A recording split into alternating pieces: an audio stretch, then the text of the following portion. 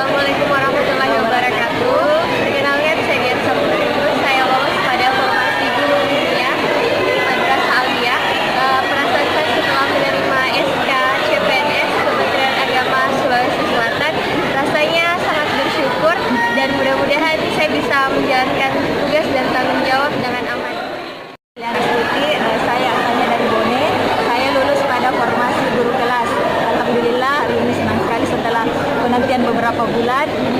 Semoga kedepannya saya bisa menjalankan tanggung jawab dengan baik, bisa saling bertukar pikiran dengan teman-teman CPNS lainnya.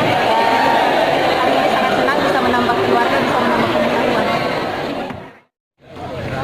Saya Ahmad Yani dari Kabupaten Bulukumba. Untuk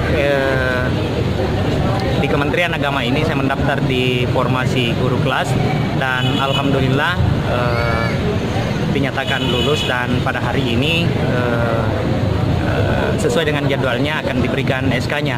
Kemudian saya sangat senang, saya sangat terharu atas apa yang saya raih pada saat ini, tapi terlebih khusus lagi saya sangat berterima kasih kepada semua pihak yang telah membantu saya, mendukung saya, terutama kepada kedua orang tua saya atas semua bimbingannya selama ini, mulai dari sejak kami atau saya pribadi kecil sampai akhirnya saya sekolah, dan kemudian diarahkan terus bagaimana supaya menggapai cita-cita yang saya impikan dan apa yang diharapkan oleh orang tua saya. Dan alhamdulillah hari ini merupakan hari yang sangat berbahagia bagi saya, karena boleh dikata apa yang diharapkan oleh orang tua saya pada hari ini insya Allah tercapai, dan mudah-mudahan bukan hanya sampai pada hari ini saja.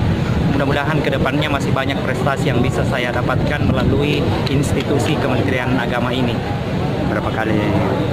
Kemudian saya kalau untuk pendaftaran CPNS untuk yang ikutnya baru kali ini ikut ujian, namun sebelum-sebelumnya biasanya saya mendaftar, tetapi terkadang saya tidak ikut ujiannya karena memang mungkin ada rasa pesimis dari dalam hati, dan alhamdulillah untuk tahun 2018 itu rasa optimis sudah ada, jadi akhirnya saya mengikuti seluruh tahapan yang dalam proses penerimaan CPNS ini.